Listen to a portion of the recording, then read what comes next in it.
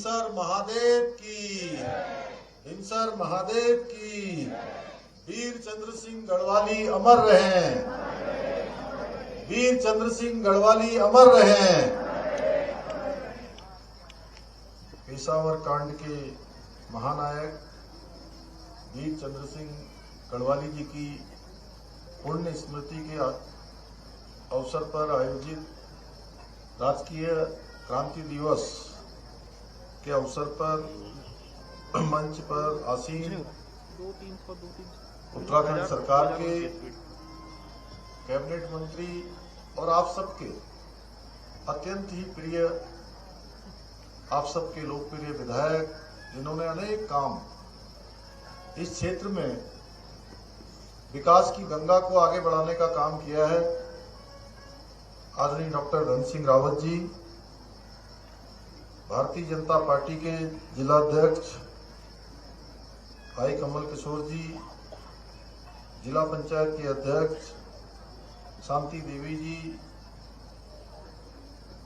उत्तराखंड सरकार में हमारे दायित्व में आए उपाध्यक्ष सिंचाई सलाहकार समिति श्री ऋषि कंडवाल जी, चाय विकास सलाहकार परिषद के अध्यक्ष उपाध्यक्ष श्री महेश्वर सिंह मेहरा जी, श्री नरेंद्र रावत जी, कुट्टी भाई अध्यक्ष जिला सहकारी बैंक, वीर चंद्र सिंह गढ़वाली क्षेत्रीय जन विकास समिति पीटसैंड, जय सिंह रावत जी, मंडल अध्यक्ष थैलीसैंड मंडल, आनंद सिंह नेगी जी, जगदीश प्रसाद ममगई जी,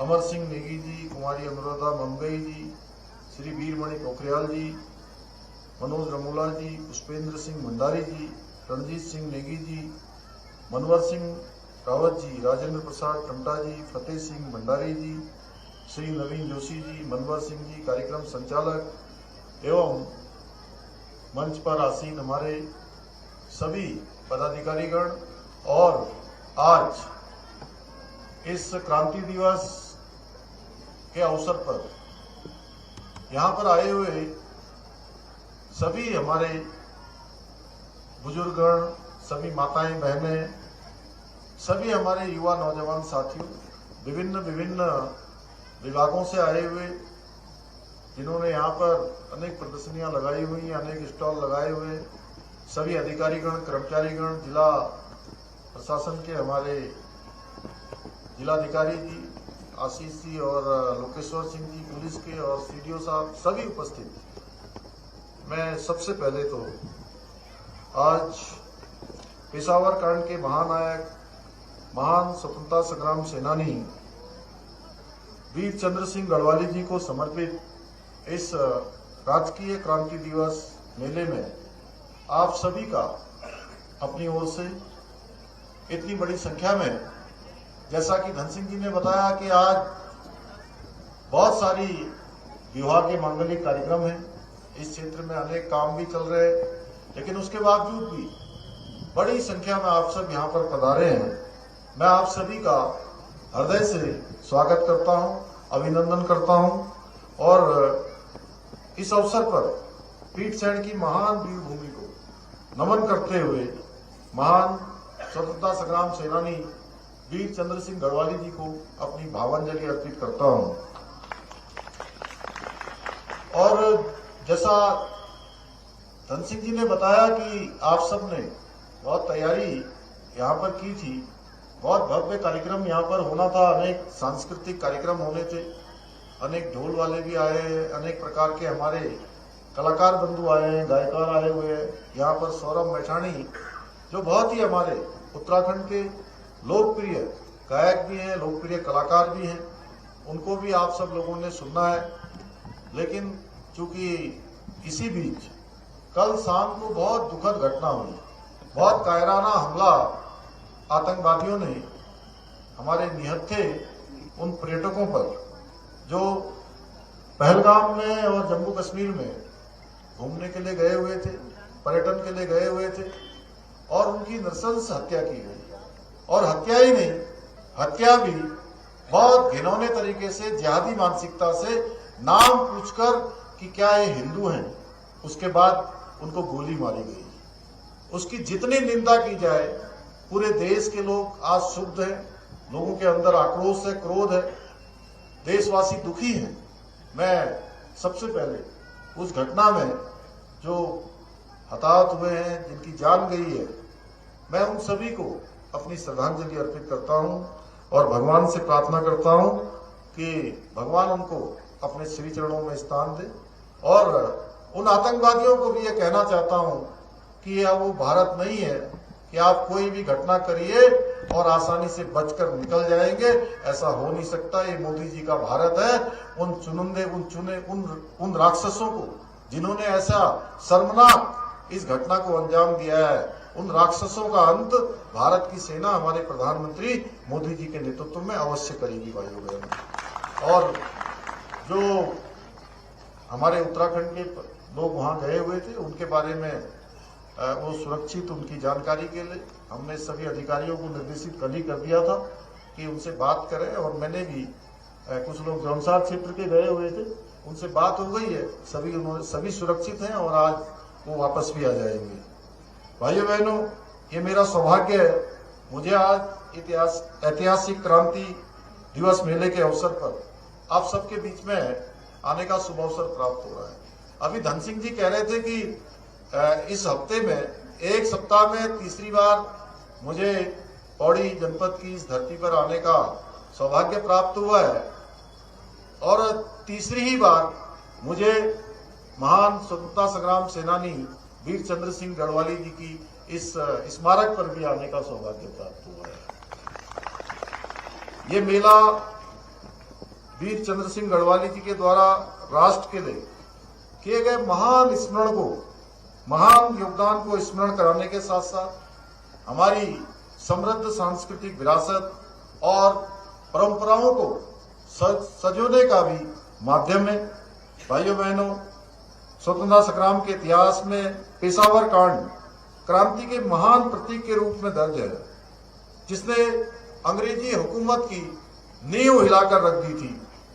जब 23 अप्रैल 1930 को पेशावर में अंग्रेजों ने निहत्थे आंदोलनकारियों पर गोली चलाने का अमानवीय आदेश दिया, वीर चंद्र सिंह गढ़वाली ही थे जिन्होंने वीरता और नैतिकता का अद्वितीय उदाहरण प्रस्तुत करते हुए यह आदेश मानने से इनकार कर दिया कि हम निहत्थे लोगों पर गोली नहीं चलाएंगे, चाहे हमें कुछ भी करना पड़े, लेकिन हम इन निहत्थे लोगों पर गोली, इस आदेश को हम नहीं मानेंगे। भाइयों बहनों, पेशावर कांड के इतिहास की एक ऐसी ऐतिहासिक घटना थी जिसके बारे में नेताजी सुभाष चंद्र बोस ने कहा था, हमें आजाद हिंद फौज के गठन की प्रेरणा गढ़वाल राइफल्स के जवानों से मिली।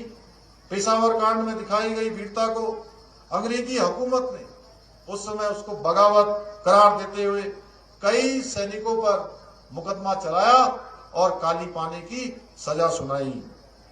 वीर चंद्र सिंह गढ़वाली जी को 14 वर्षों तक कठोर सजा सुनाई गई और एबटाबाद की जेल में भेज दिया गया। उत्तराखंड के प्रथम बैरिस्टर मुकुंदी लाल जी ने इन वीर सैनिकों की पैरवी करते हुए, उनकी वकालत करते हुए उनकी सजा को कम करने में बहुत महत्वपूर्ण भूमिका निभाई। परंतु जेल से बाहर आने के बाद वीर चंद्र सिंह गढ़वाली जी ने फिर से वर्ष 1942 में भारत छोड़ो आंदोलन सहित कई आंदोलनों में सक्रिय भूमिका निभाई, जिसके परिणाम स्वरूप उन्हें पुनः गिरफ्तार करके 3 वर्षों के लिए फिर से जेल भेज दिया गया। राष्ट्रपिता महात्मा गांधी जी ने भी वीर चंद्र सिंह गढ़वाली जी के बारे में कहा था कि यदि वीर चंद्र सिंह गढ़वाली मुझे पहले मिल गए होते तो देश कब का आजाद हो चुका होता, यानी कि देश को आजादी में भी इतनी देर न लगती। भाइयों बहनों, देवभूमि उत्तराखंड की पवित्र भूमि हमेशा वीरों की भूमि रही है। जहां देवभूमि है, देवभूमि के साथ साथ वीर भूमि भी है। चाहे वो स्वतंत्रता संग्राम की लड़ाई हो या देश की सीमाओं की रक्षा की लड़ाई हो, या उत्तराखंड के वीर सपूतों ने हमेशा अपने प्राणों की आहुति देकर भारत मां की सेवा की है। परंतु दुर्भाग्यवश पूर्ववर्ती सरकारों के कार्यकाल में हमारे कई स्वतंत्रता संग्राम सेनानियों को वो उचित सम्मान नहीं मिला जिसके वो वास्तविक रूप से हकदार थे। आज भी भारतीय स्वतंत्रता संग्राम के इतिहास के बारे में हमारे ऐसे कई वीर बलिदानी हैं जिनका नाम बहुत कम लोग जानते हैं, लेकिन आज आदरणीय प्रधानमंत्री श्री नरेंद्र मोदी जी के नेतृत्व में स्वतंत्रता संग्राम की ऐसी कई गौरवशाली गाथाओं का देश की आने वाली पीढ़ी को पुनः स्मरण कराने के लिए कई संग्रहालयों का, कई स्मारकों का निर्माण करवाया जा रहा है। इसी क्रम में हमारी सरकार ने भी, जिसके बारे में अभी धन सिंह जी ने बताया कि क्रांति मेले को राजकीय मेले का दर्जा देकर वीर चंद्र सिंह गढ़वाली जी की वीर गाथा को आने वाली पीढ़ियों तक पहुंचाने का प्रयास किया गया है। हम जहां एक ओर स्वतंत्रता संग्राम सेनानियों की स्मृति में सड़कों का, विद्यालयों का और अनेक संस्थानों का नामकरण कर रहे हैं, वहीं शहीद स्मारकों के निर्माण और संरक्षण की दिशा में भी व्यापकता से काम कर रहे हैं।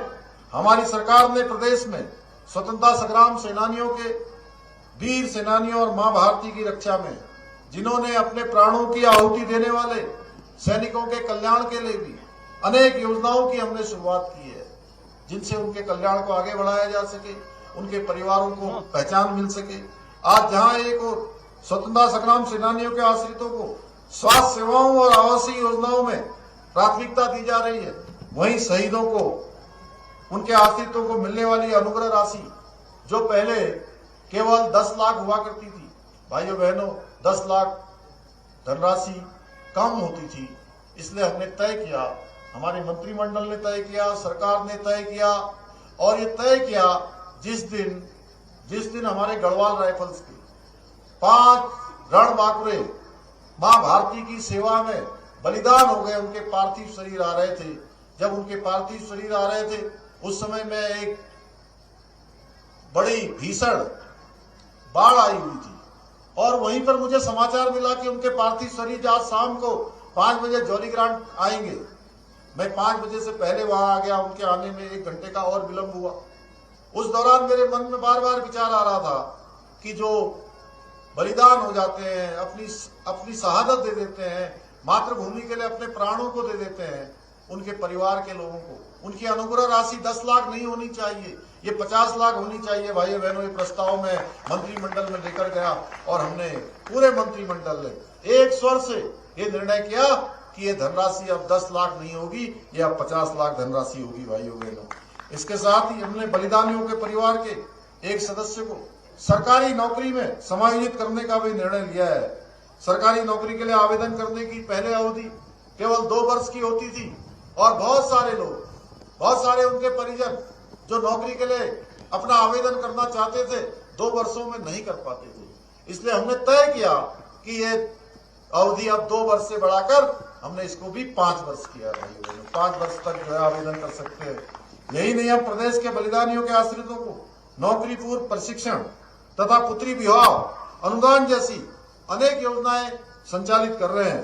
साथ ही स्वतंत्रता संग्राम सेनानियों और उनकी विधवाओं के साथ साथ द्वितीय विश्व युद्ध की वीरांगनाओं और वेटरन्स की पेंशन में भी हमने बढ़ोतरी की है।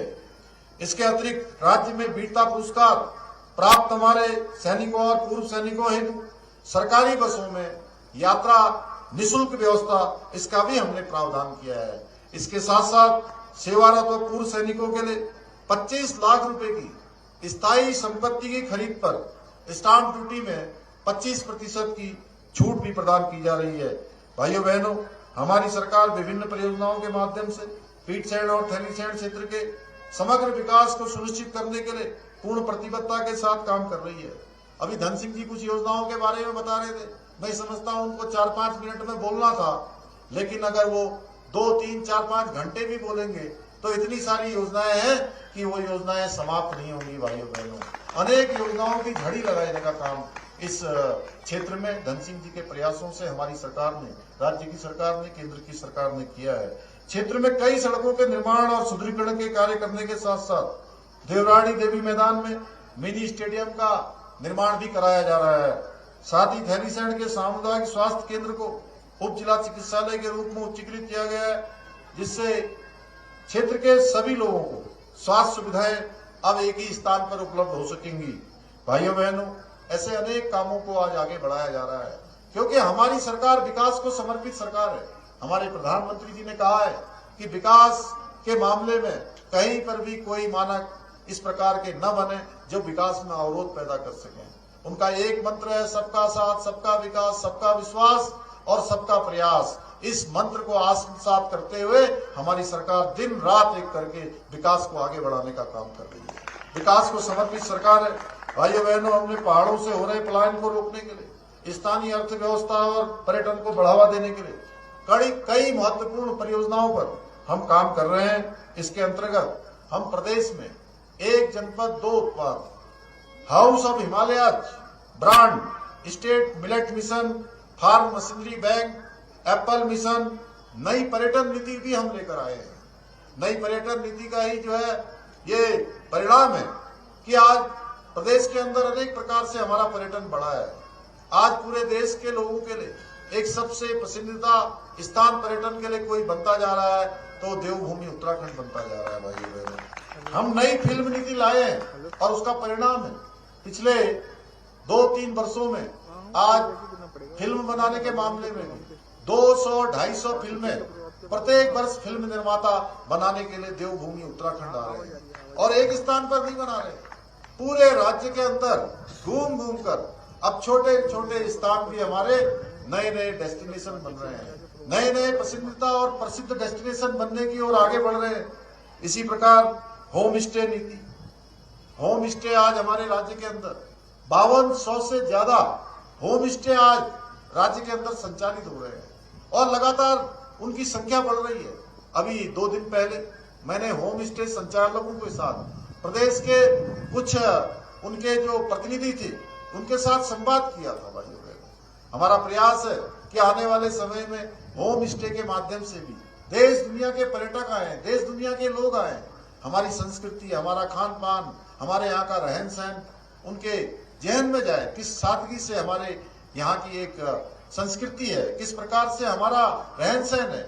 इस प्रकार से भाइयों बहनों, जहाँ आर्थिकी बढ़ेगी, रोजगार बढ़ेगा, स्वरोजगार बढ़ेगा, उस क्षेत्र में भी काम कर रहे हैं। इसी प्रकार आदरणीय प्रधानमंत्री जी ने अभी जब वो शीतकालीन यात्रा में हमारे राज्य के अंदर माँ गंगा के मायके में, माँ गंगा का मायका मुखुआ हरसिल में है और वहां से उन्होंने पूरे देशवासियों से एक अपील की कि आप बेड इन उत्तराखंड यानी कि अपने बच्चों के मांगलिक कामों के लिए जो लोग आज विदेशों में जाते हैं, करोड़ों अरबों रुपया खर्च करते हैं, उनसे भी उन्होंने कहा है कि सबसे अच्छा स्थान इन मंगल कार्यों को करने के लिए देवों के सबसे नजदीक, भगवान के सबसे नजदीक कोई स्थान है तो देवभूमि उत्तराखंड है। इसलिए देवभूमि उत्तराखंड में आइए।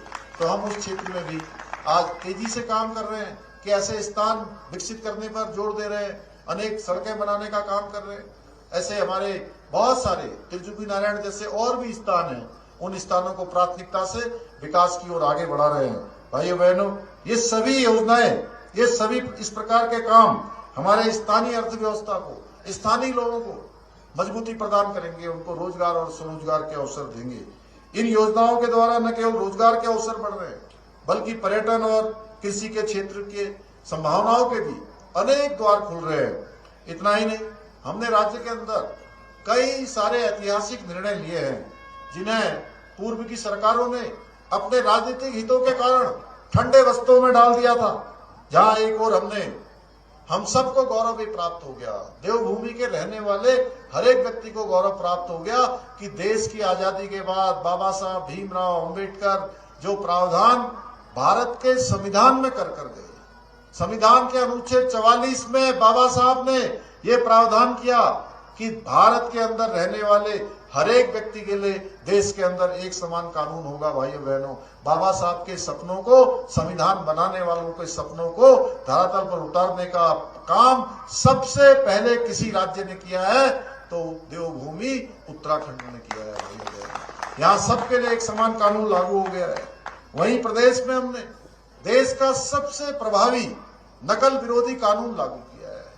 इससे पहले, नकल विरोधी कानून आने से पहले किस प्रकार से पेपर लीक होते थे, किस प्रकार से नकल होती थी, किस प्रकार से गरीब माता पिता के बेटे बेटियों का हक मारा जाता था, उनके साथ अन्याय होता था, पक्षपात होता था। भाइयों बहनों, उनकी प्रतिभा क्षमता के साथ लगातार विश्वासघात किया जाता था, कुठाराघात किया जाता था। वो लगातार उनका आत्मविश्वास कम हो रहा था। हम नकल अध्यादेश लेकर आए और नकल अध्यादेश केवल उत्तराखंड का ही नहीं, आज देश के अंदर एक उदाहरण बन गया है कि उस नकल अध्यादेश के आने के बाद 22,000 से ज्यादा नियुक्तियां अभी तक हमारे प्रदेश के नौजवान युवाओं को मिल चुकी है। और एक मामले में भी कोई नकल का प्रकरण नहीं आया है, कहीं पेपर लीक नहीं हुआ है। और बहुत सारे हमारे युवा प्रतिभागी जो पहले भी परीक्षाओं में भाग ले रहे थे, मेहनत करते थे, पढ़ाई करते थे, लिखाई करते थे, उनके माता पिता भी उनके लिए अपना खाना कम करके, अपने पेट की आवश्यकताएं कम करके, अपना पहनावा कम करके, घर की आवश्यकताओं को न्यूनतम करके उनको पढ़ाने के लिए भेजते थे। भाइयों बहनों, उनका जब चयन का रिजल्ट आता था उनका चयन नहीं होता था, लेकिन ये नकल अध्यादेश आने के बाद उन्हीं प्रतिभागियों में से अब एक साथ 1, 2, 3, 4 और कुछ एक तो 5 परीक्षाओं में 5 जगह पर उनका चयन हुआ। ये परिवर्तन आया है, उनका आत्मविश्वास लौटा है। भाइयों बहनों, मैं यहाँ भी बहुत सारे नौजवान युवा होंगे, मैं जो परीक्षाओं की तैयारी कर रहे होंगे, मैं देख रहा था जब मैं ऊपर से आ रहा था, बहुत सारे हमारे होनहार बच्चे भी यहाँ थे। मैं उनसे भी कहना चाहता हूँ, मन लगाकर पढ़ाई करिए, तैयारियां करिए, आपको कोई ताकत अब आपकी प्रतिभा और क्षमता के साथ अन्याय नहीं करेगी। आपका चयन निश्चित रूप से होगा, आपको मौका मिलेगा। भाइयों बहनों, इसके साथ साथ हमारी सरकार ने देवभूमि उत्तराखंड का एक मूल अस्तित्व है, उसकी डेमोग्राफी के साथ उसके मूल्यों को सुरक्षित रखने के लिए भी हमने पूरी तरह से संकल्पबद्ध होकर हम काम कर रहे हैं। इस संकल्प के साथ ही हमने प्रदेश में लैंड जिहाद, लव जिहाद और थूक जिहाद जैसी घृणित मानसिकताओं के खिलाफ भी कड़ी कार्रवाई सुनिश्चित की है। साथ ही हमने प्रदेश में एक सख्त धर्मांतरण का कानून भी लागू किया है। अब कोई यहाँ धर्मांतरण जैसी घिनौनी हरकतों को भी आगे नहीं बढ़ा पाएगा। इतना ही नहीं, प्रदेश की जनता लगातार ये मांग कर रही थी कि प्रदेश के अंदर हमारी बहुत सारी जमीनें जिनको खुर्द-बुर्द किया जा रहा है, माफिया उन पर कब्जा कर रहे हैं। बहुत सारे लोगों ने गलत तरीके से बहुत सारी जमीनें इकट्ठी कर ली हैं, जिन प्रयोजनों के लिए उन्होंने जमीनें खरीदी है उसमें उनका उपयोग नहीं कर रहे हैं। भाइयों बहनों, उत्तराखंड की जनता की अपेक्षाओं के अनुरूप, उनकी मांग के अनुरूप, उनकी भावना के अनुरूप अभी पीछे जो विधानसभा का सत्र संपन्न हुआ है, उस विधानसभा के सत्र में हमने एक सख्त भू कानून की भी शुरुआत कर दी है। प्रदेश के अंदर हम सख्त भू कानून लेकर आ गए हैं। अब कोई भी हमारी जमीनों के साथ यहाँ खिलवाड़ नहीं कर पाएगा। अगर खिलवाड़ करेगा तो उसके खिलाफ सख्त कार्रवाई होगी। भाइयों बहनों, हमारी सरकार पूर्ण प्रतिबद्ध होकर उत्तराखंड को देश का अग्रणी राज्य बनाने के जो हमारा एक विकल्प रही संकल्प है, उस संकल्प के मूल मंत्र के साथ निरंतर काम कर रही है। मुझे पूरा विश्वास है कि इस संकल्प को साकार करने हेतु हमारा पीठसेन और थैलीसेन क्षेत्र के सभी भाई बहन इसी प्रकार के साथ हमारे कंधे से कंधा मिलाकर अपना योगदान देते रहेंगे, अपना आशीर्वाद देते रहेंगे। इसी के साथ मैं पुनः महान स्वतंत्रता संग्राम सेनानी वीर चंद्र सिंह गढ़वाली जी को नमन करते हुए मैं अपनी बात को समाप्त करता हूं। बहुत बहुत धन्यवाद।